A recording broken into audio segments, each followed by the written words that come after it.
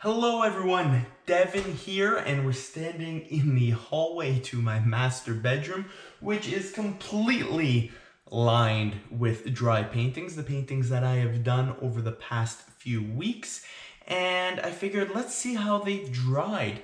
If you know anything about fluid arts or acrylic pours, you know they don't necessarily dry the same way that they look when they're wet, and when I make the videos, the paintings are wet because sometimes they can take days to dry. So let's take a look at how these last few paintings have dried.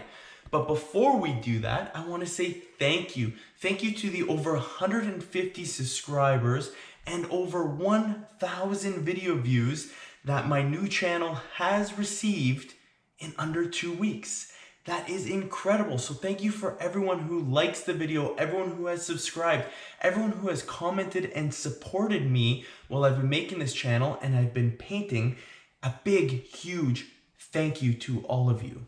So let's see how these paintings have dried. Let me get you turned around and let's take a look.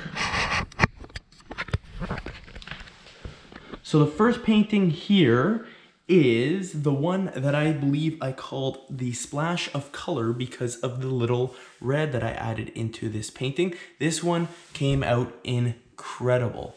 Nice and smooth.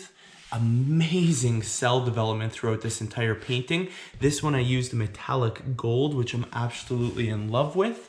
This painting came out spectacular. When I was doing it, I wasn't too sure about the red accents in here, but now I am definitely really digging it. This painting turned out fantastic. This is a 30 by 30 inch painting. Next is its sister painting. Again, 30 by 30 inch painting. This one came out again fantastic. This one actually used metallic copper in and a lot of it.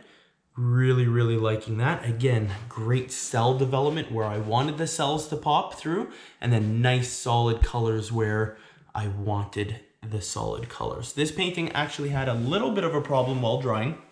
You can see maybe in the video, you may catch a little bit of it here, but I actually had a moth or something, some sort of big bug, get into the flood coat on this corner and completely wreck that while it was drying.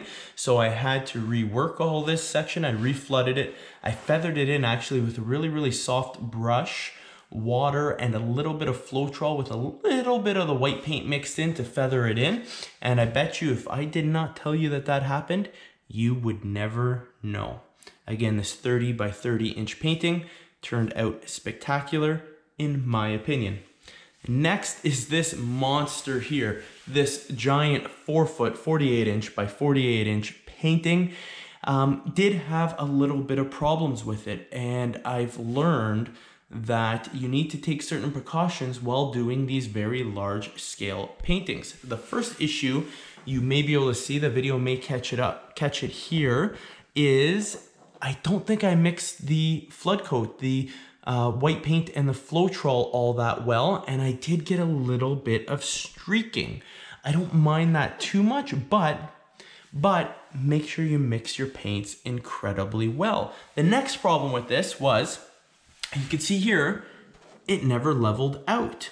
And this could have been caused by either me not mixing the paint wet enough, so I didn't put enough water in it, the diluted water, to really thin the paint out to cause it to flow, or because of the size of the canvas, the amount of time it took me to get all the way around here and work this section, it may have started to harden up a little bit.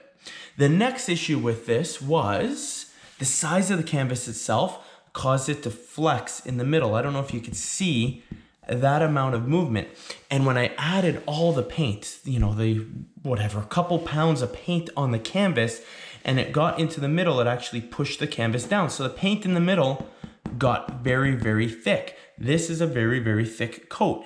And you could see down here, the metallics being heavier than the white coat actually went underneath the white, causing the flood to come up. Now, I don't mind that effect. I think it turned out incredible, but it's something to be cautious of. So now I have to put things under the paintings to keep the canvas taut, to keep the canvas level. One other thing that happened, which I actually really like, not sure how this happened, so I'm not sure how I can replicate this again, is the metallics here, I think you could pick it up on the camera, actually got ridges, actually got raised and textured on this painting, which I thought is really, really cool. And I would like to be able to accomplish that again. So I will probably give it a try again.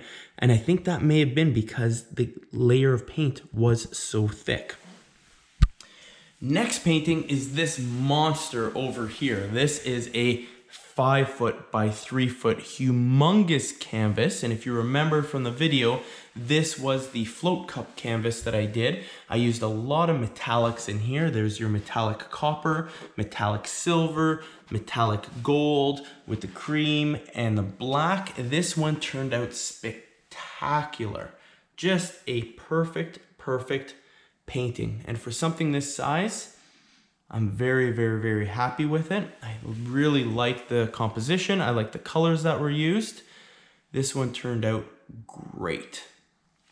So let's go to the opposite side of the hallway over here. This one is that split painting I did, black versus white with the color in between. The colors in this is just so vibrant. And the little splash of gold down here is really working for me. This one turned out great. The only thing that happened while it was drying is, if you can see right there, a tiny little bug got into the paint as it was drying. So I need to bring this back out and work that little section, basically just paint over that bug. So he will forever be encased in this painting. Very vibrant, something that I don't normally do, but I'm really liking it. Next is this, was a failure, may still be a failure. We'll have to see after it's varnished. It dried very dark. It will need a high gloss varnish to really bring the details out, but the details are there in this painting, as you can see, hopefully in this video.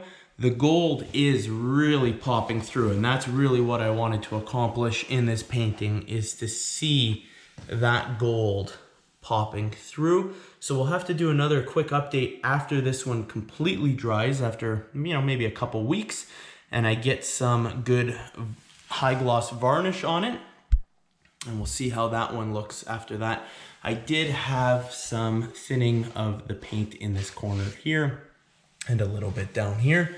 Don't necessarily mind that. We'll see how it all varnishes up. But that is kind of an update onto how all of these paintings here have dried. If you like this type of video, if you like to see this, let me know in the comments down below. And I'll be more than happy to make more of them for you as the new paintings we do dry. So I hope you enjoyed it. We'll see you on the next one.